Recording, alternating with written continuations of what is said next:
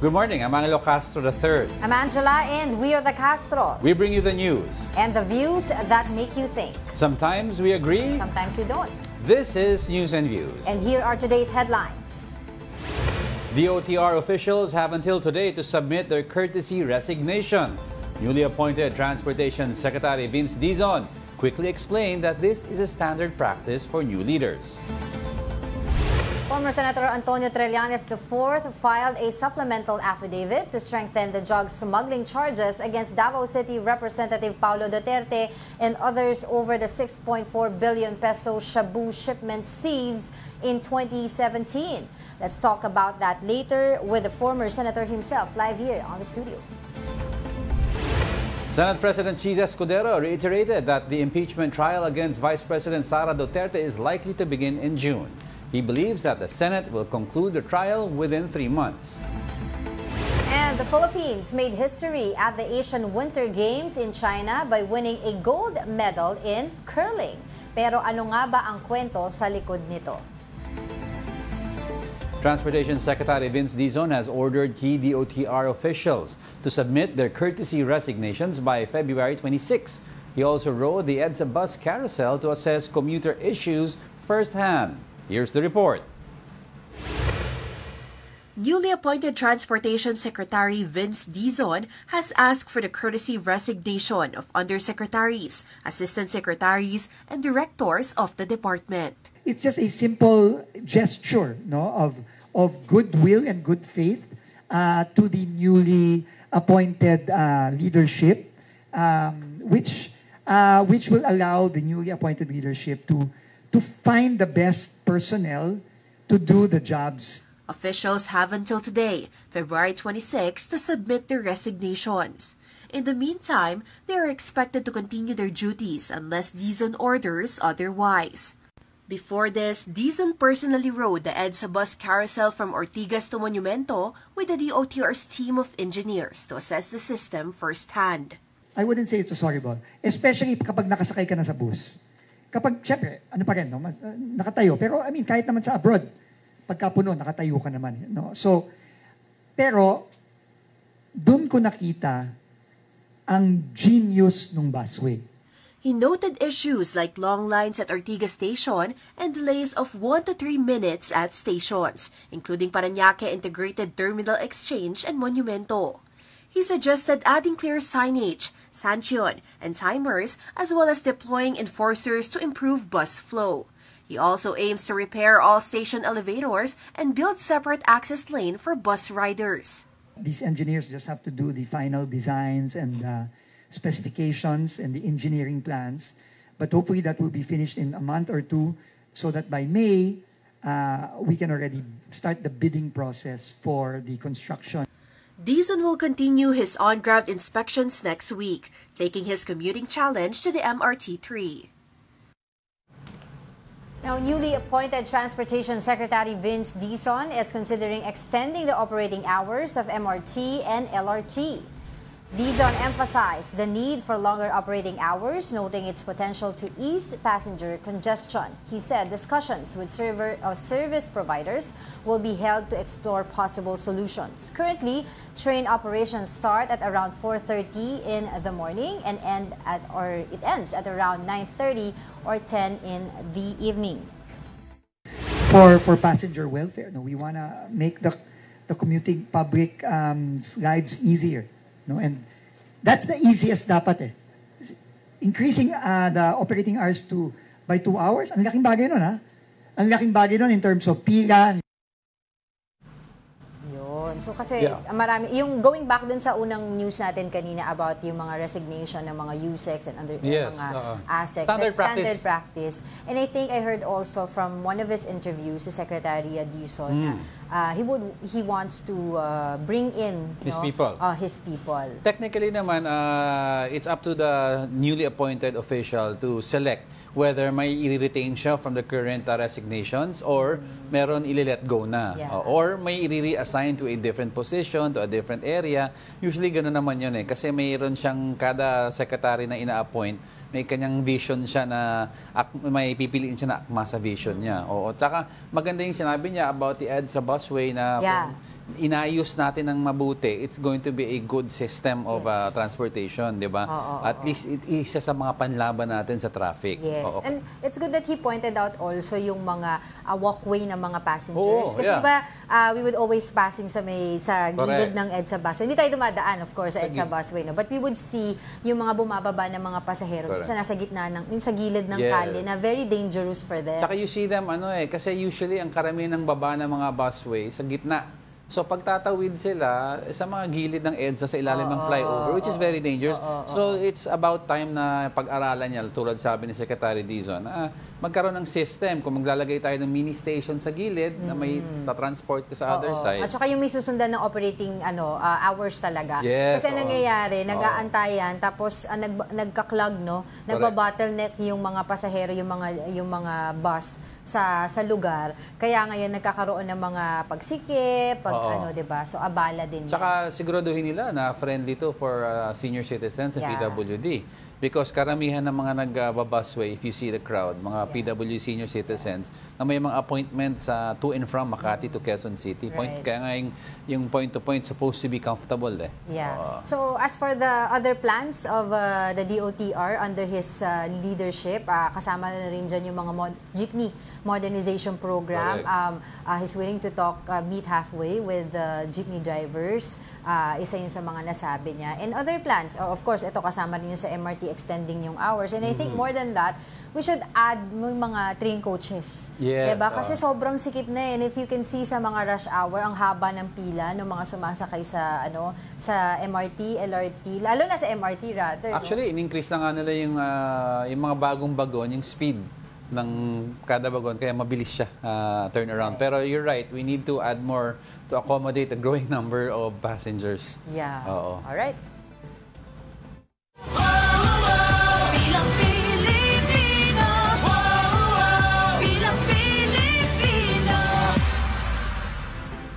The Commission on Elections reported that over 45 million ballots for the 2025 midterm elections have been printed.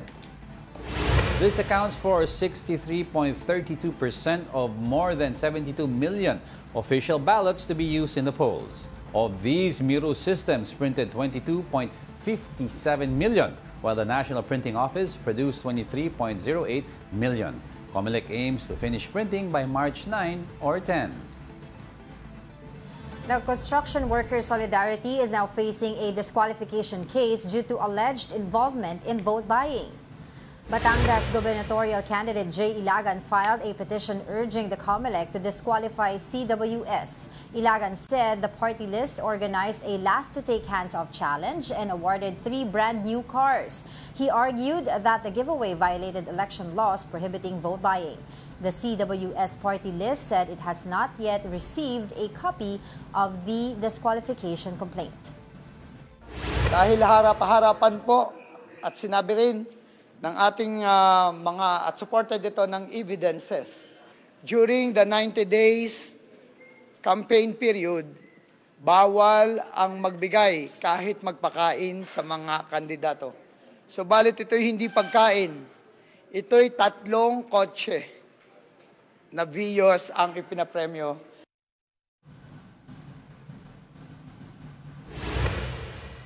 Former Senator Antonio Trillanes IV submits more evidence against Congressman Paulo Duterte in connection with a Shabu case. And the Supreme Court has ordered the Senate and House of Representatives to comment on Vice President Sara Duterte's petition against her impeachment case. Ano na kaya ang susunod na mangyayari? We'll be back with more stories after the break. Keep it here on One News.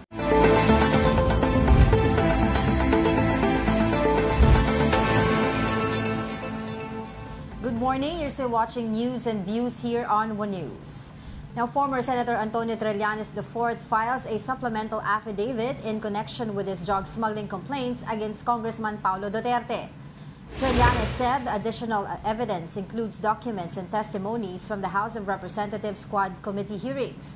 The complaints filed by Trillanes against Duterte and others in 2024 allege violations of the Comprehensive Dangerous Drugs Act. This stems from a May 2017 incident in which over 600 kilograms of shabu valued at more than 6 billion pesos was released by the Customs or Bureau of Customs. According to Trillanes, a certain Mark Taguba said he gave money for protection to Pulong and that he was chosen to import this.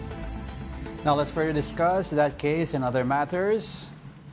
We have former Senator Antonio Trillanes IV joining us live here in the studio. Good morning, Senator. Thanks for joining us. Good morning, Ms. Angela. Yeah. Good morning, Jacob. Thank you for joining us, Senator. Of course, nakita natin po yung last report. I'd like to ask you about that. No, you filed a supplemental affidavit, no, and you said you uncovered po a new evidence based sa Quadcom hearing. Ano po itong ebidensya, Senator? Actually, sinubmit lang namin yung affidavit ni Mr. Mark Taguba who pointed to Pulong Duterte as the one controlling the importations of contraband, including illegal drugs doon sa customs nung panahon nila. And also Mr. Jimmy Guban who pointed that at Pulong Duterte rin as the kingpin ng mga illegal shipments kasama ng illegal drugs sa customs. But aside from the testimonies, meron po ba tayong mga corroborative documentary evidences that will, support these allegations? Yes. I submitted the whole evidence that was used by the prosecution to convict Mr. Mark Taguba doon sa same drug shipment case. Kumaga, it's already established. Ngayon siya, tinuro lang niya yung mastermind. So, dalawang nagturo kay Pulong Duterte as the mastermind. Kaya, eto na to. This is an open and shut case. Kaya I'm hoping masimula na yung preliminary investigation ng DOJ. And how confident are you, Senator, na positive ang magiging outcome? Kasi sabi po, of course, no, ng kabilang kampo po, nag-fishing daw kayo. The whole world saw for themselves kung ano yung mga sinabi dun sa Quadcom. Hindi to gawa-gawa lang. At nakita nyo naman, even yung demeanor nila, the totality of the circumstances and evidence would point to the Duterte family as the ultimate narco politicians dito. They monopolize the drug trade. Yung war on drugs nila was just a ploy, was a ruse, to divert the attention ng taong bayan dun sa kanilang ultimate objective, which was to establish and monopolize yung sarili nilang cartel. But do you think there's an impact, itong pag-file niyo po ng mga cases na to, may impact ito dun sa investigation, pending investigation ng ICC? No, separate siya. Kasi si Pulong is different and separate from the ICC case kay Mr. Duterte. Yeah, right. But since we're talking about ICC, kamusta na po yun? Kasi we've heard some reports and yung mga from your past interviews last year, sabi niyo before SONA and then na-move. Kailan na po ba na talaga pupunta yung ICC? Okay, ganito. Last year, the information we got was second quarter of 2024. However, because of the statements of the Marcos administration that they will not cooperate, and because of that, in-elevate nung ICC yung threshold for evidence. Dati, probable cause lang, they will file it, and therefore, pag may probable cause, mag-i-issue ng warrant. Yes. Kaso, since hindi na sila makakakuha ng further evidence, since hindi na nga mag-cooperate, they raised it to certainty of conviction. So, because of that, hindi muna nila final yung application for warrant. So, they spent the good part of the last 9 months gathering additional evidence para at certainty of conviction, para whether the Philippine government cooperates or not, they would have enough to convict Mr. Duterte. And I think lagpas na ron. And at this point, kailangan na lang natin mag-antay.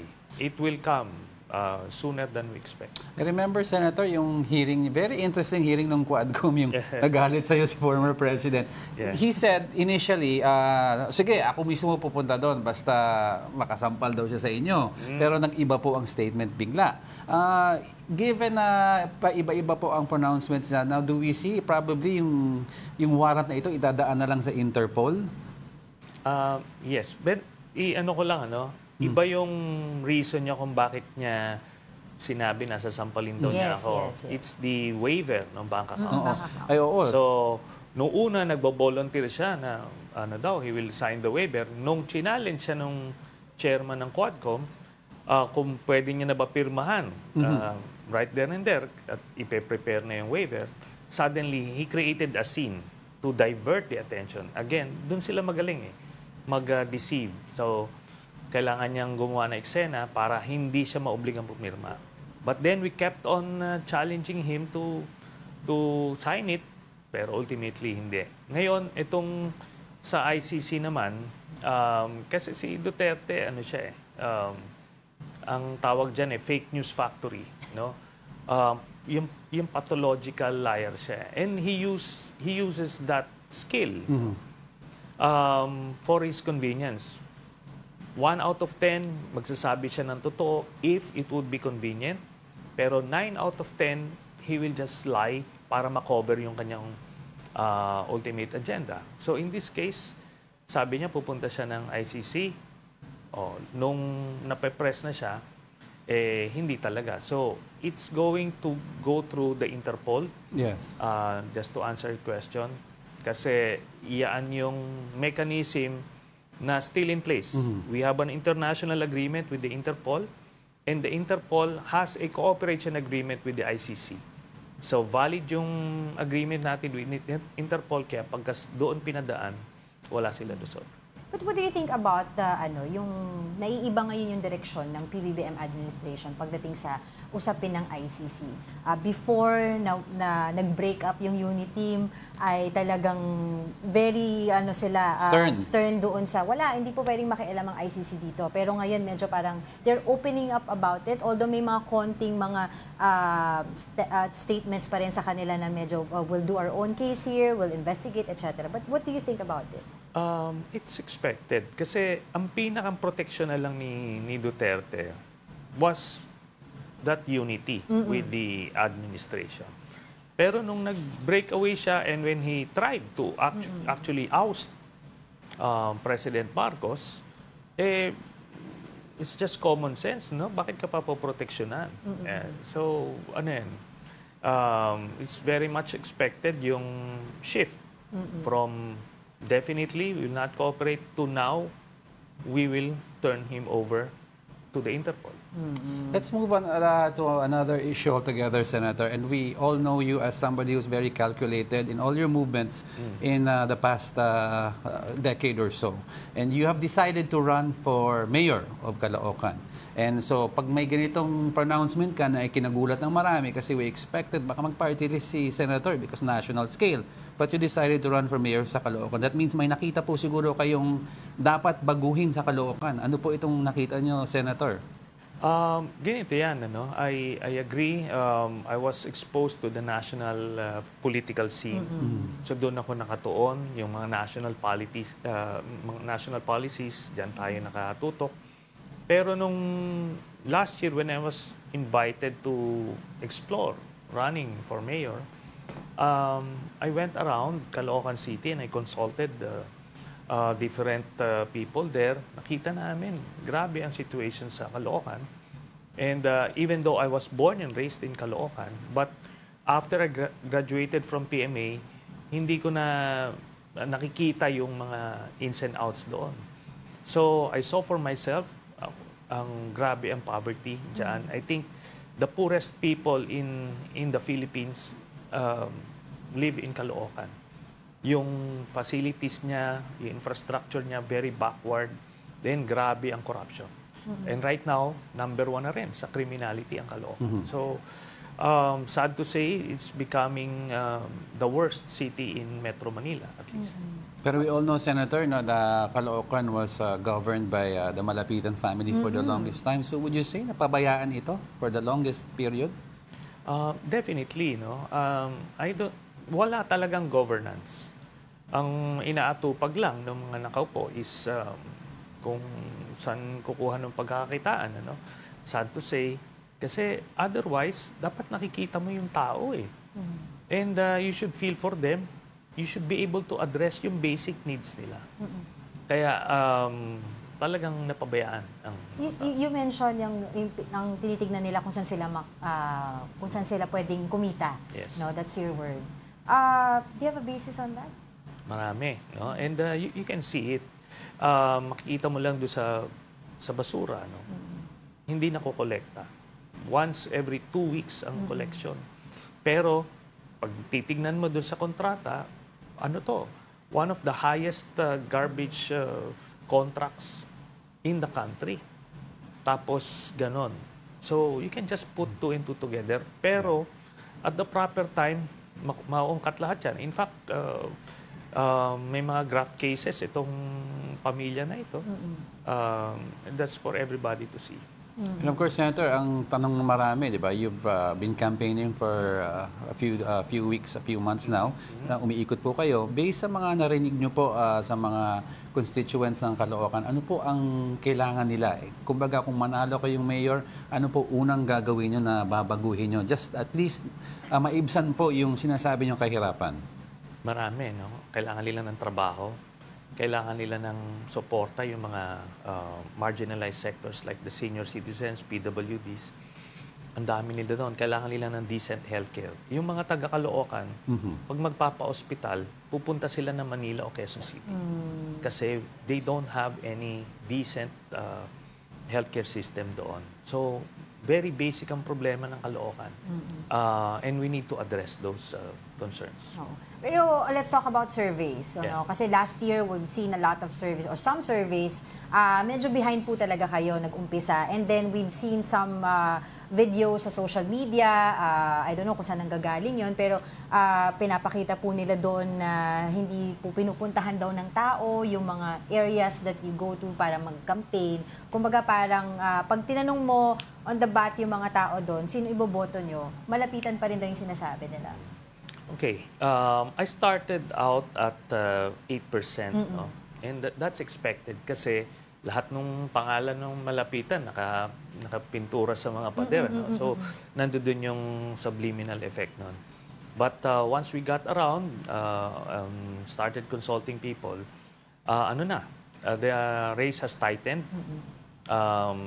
A few points, na lang ako, below. If may ibang surveys na, internal surveys to na tabla na, and some even lamang ako by a few points. But dun sa aming own internal survey, which we conducted last January, I'm just a few points behind. At ganun yung reflection. Ngayon yung mga sinasabi nyo, mga nakikita nyo sa social media, propaganda nila yon. Of course, that's what they will say, but we have a lot na videos to show na talagang baliktad. No? In fact, pag umikot itong mayor, si Along Malapitan, wala ngang lalapit ang magpapapicture sa kanya. They probably do not know him kasi hindi naman ito nakikita, hindi talaga umiikot. So, yan yung problema nila. No? They can just capitalize on propaganda dahil because of the money that they have, but the real picture on the ground is very much different. Okay, siguro we'd like to pivot a little to ask you about pressing issues ngayon sa bansa. No? We cannot not ask you Yes, of course. about it. Being a former senator po, you know what's happening po sa impeachment. Yung na-transmit nila, sinabi ni SP Chis Escudero na they will take it up by June, I think, third week, no? Ano po ang interpretation niyo dito? Kasi the word forthwith ang pinagdidebatihan nila dito. Maliwanag yon. Pag forthwith, ibig sabihin nun, right away or immediately. Kung mga precedents lang ang pinag-uusapan natin nung corona impeachment, the day after na na-transmit sa Senate yung articles of impeachment, nag-constitute kami as an impeachment court. Iba yung legislative calendar sa impeachment calendar. Walang nakalagay doon sa provision sa Constitution na kailangan during session.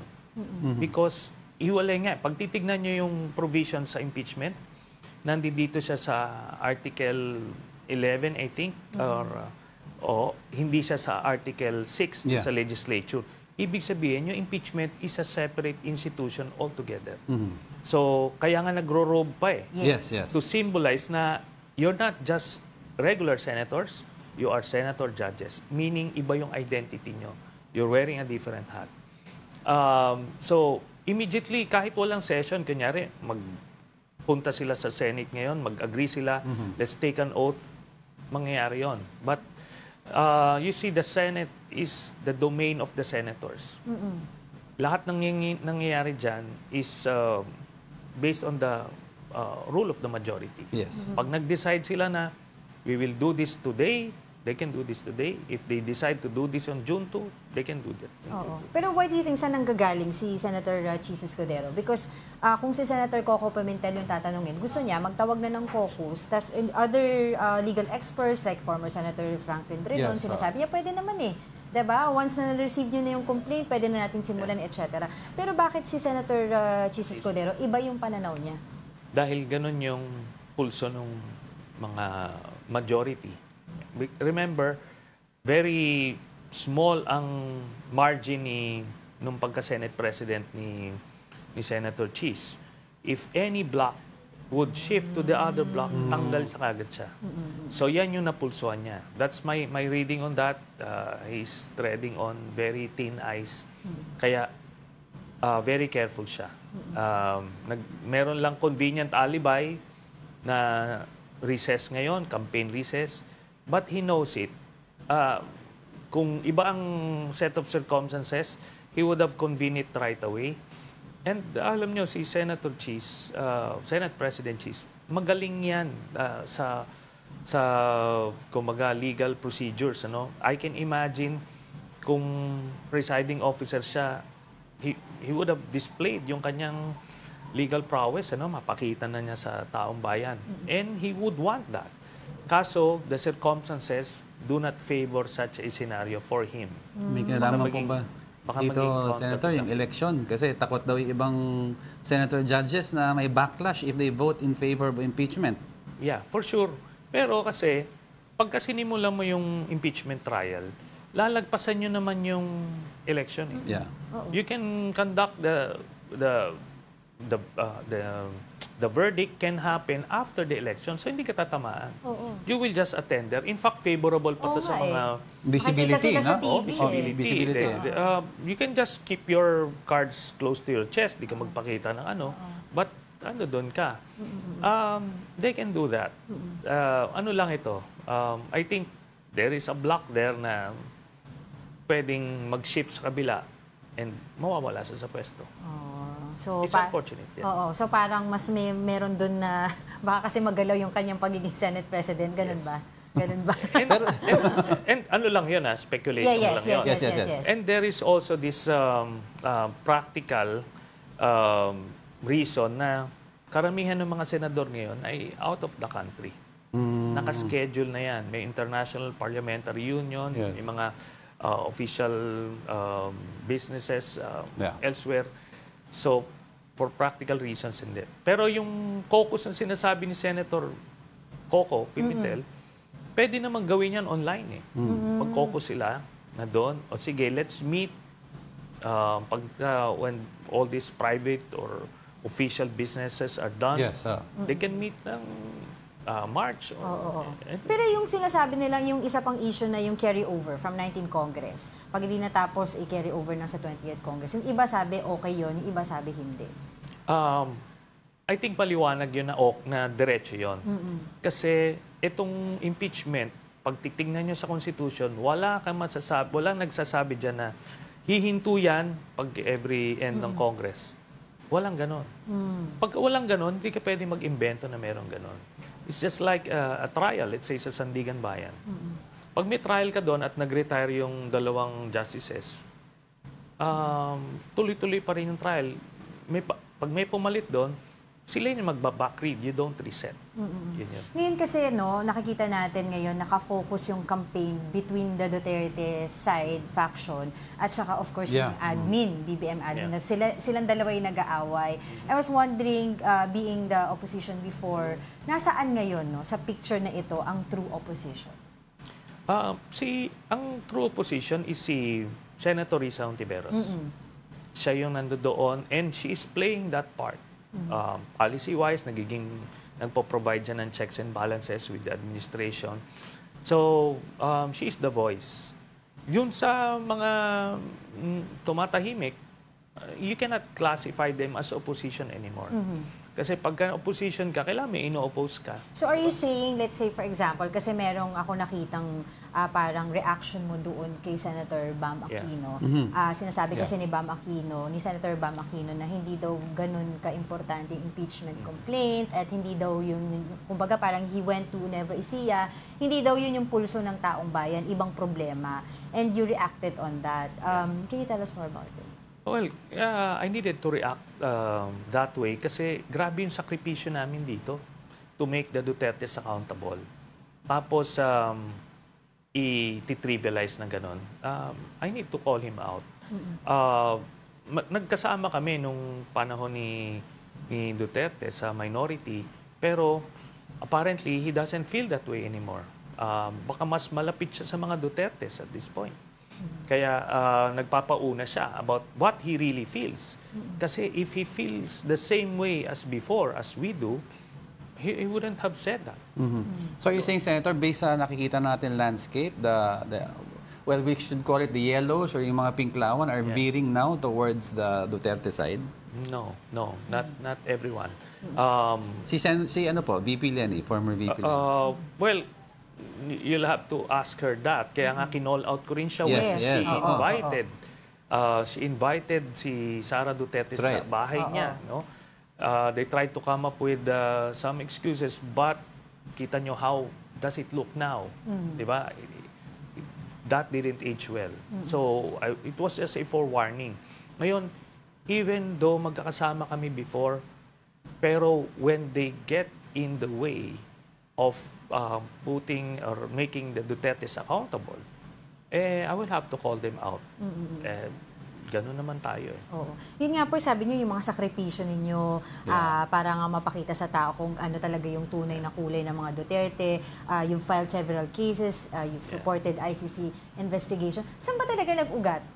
Kasi a lot of people are asking, galit na galit ka, you're so focused on Duterte. Di ba saan ba nag-ugat yun? Ganito po, no? Kung makikita nyo how we operate, mission. It's about the mission. Dati si GMA was the mission. Yes. And eventually, na-accomplish yung mission na yun at terrible cost or expense sa amin. But still, nangyari yun. So, we moved on. Ngayon, si Duterte, giniba niya yung bansa. Dami niyang pinatay ng mga Pilipino. And that mission is still on. Hindi pwedeng isang tabi to. If we will not do this, if somebody is willing to take up the cudgels to make them accountable, we would gladly step back. Pero habang wala pa or hindi pa tapos yung laban, tutuloy-tuloy namin yan. And we feel na malapit na tumatapos. So we get this thing done, we have accomplished the mission, we now move on to something else. Speaking of former President Duterte, I think you heard that most likely statement niya about killing 15 senators. And of course, may pronouncement na joke lang daw. And sanay na po tayo, ganun po ang pronouncement nila panahon ng administrasyon na joke lahat ng sinasabi. Ano po ang sa tingin nyo dito? May sector nagsasabi, itigil na natin itong joke dahil hindi na daw healthy ito. Anong opinion nyo? Ganun yon, mga pauna yon. Diba? So, whether that thing happens or not, meron siyang deniability. But we saw that nung panahon nung administration niya, thousands died. That was not a joke. Diba? And he was very clear about that. Kaya hindi pwede yon. Kaya tama yung kinasuhan siya ni General Torre na paliwanag mo na lang yan sa korte kung joke yan o hindi. But you don't joke about those things. Di ba, sa airport nga, yung mga bomb jokes, Yes. hindi pwede. Ganito lang yon. With what's happening with VP Sara Duterte now, yung impeachment complaint against her, are you confident na, kumbaga, pag ito ay naipasok na sa impeachment court, may impeach siya? Yes, I am confident because solid yung evidence sa kanya. Pag lumabas lang yung bank accounts, makita nila yung sinasabi namin noon pa na may dividends, may proceeds from the drug trade while she was mayor. Lalabas yon. Makikita ng tao yon, bibitawan na siya. At pag binitawan siya ng tao, bibitawan na siya ng mga politiko kasi magiging untenable pag dinefend. Pero ang taas pa rin ng ano niya ngayon. I mean, bumaba, pero mataas pa din yung kanyang rating. Actually, they're picking up. Their numbers are picking up dahil dun sa kanilang troll factory. Nag-expand sila ulit ng social media machinery nila. At ganon, they deceive people. That's how, yun yung sikreto nila. You mentioned the word kanina, yung fake news factory. Meron isang very controversial statement. I'd like to ask you about this. Yeah. Si Congressman Marcoleta about the West Philippine Sea na tas nagkabanggaan pa sila ni Commodore J. Tariela. Ano po ang take nyo dito? Grabe yun. It shows, reflective yon dun sa kanilang saloobin, yung kanilang biases and motivations. Pare-parehas yung mga Duterte camp, they've been defending the aggressions of China, yung intrusion sila sa ating West Philippine Sea.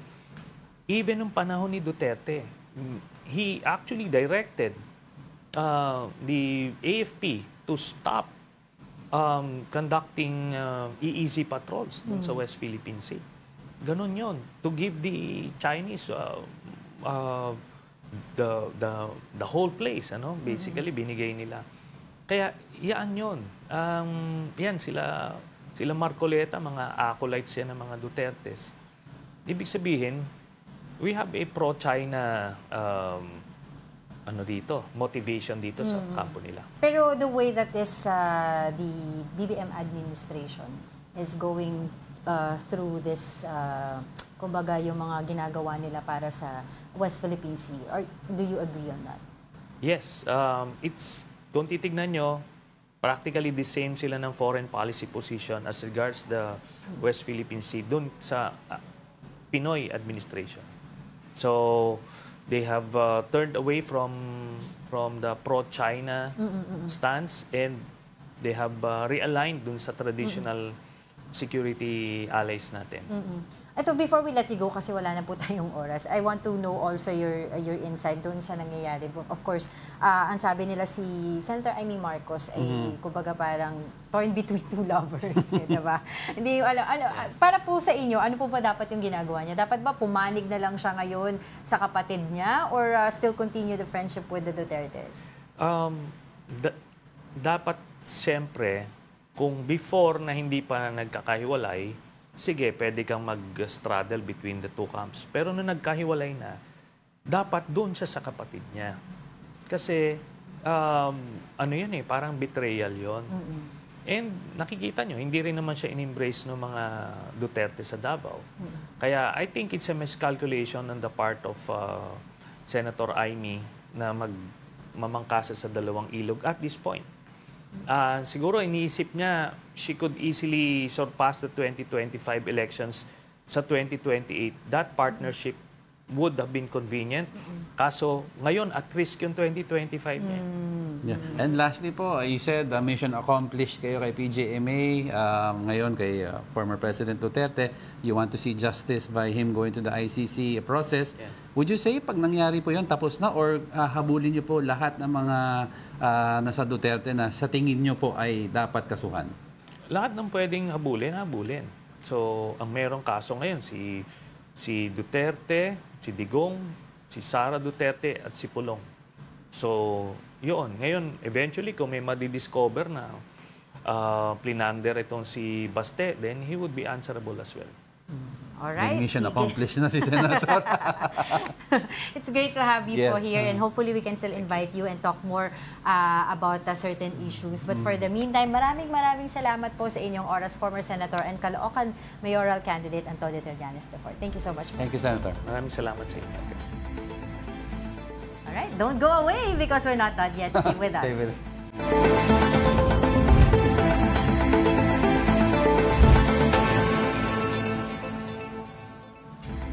Welcome back. You're still watching News and Views here on One News. Senate President Chis Escudero says they can finish the trial for Vice President Sara Duterte's impeachment by October. Here's the report.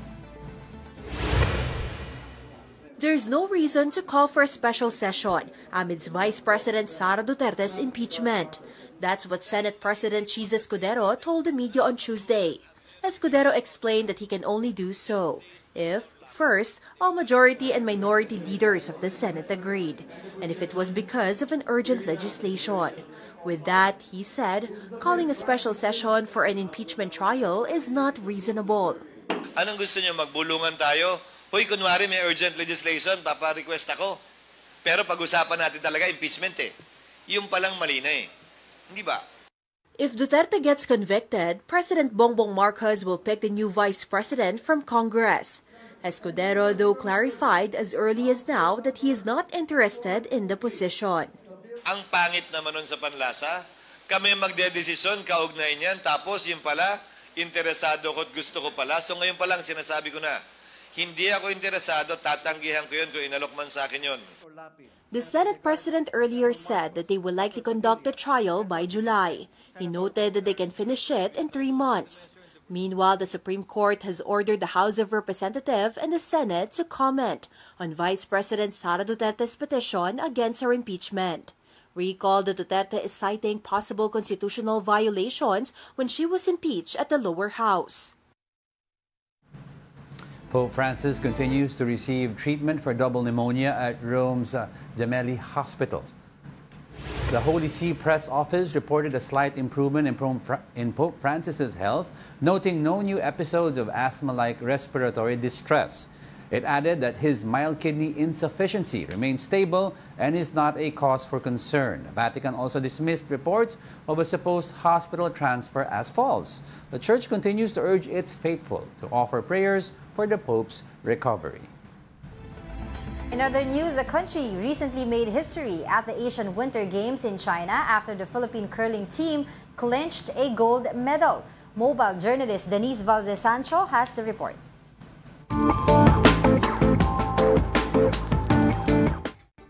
Another history made ng masungkit ng curling Pilipinas ang kauna-unahang ginto para sa Pilipinas sa Asian Winter Games.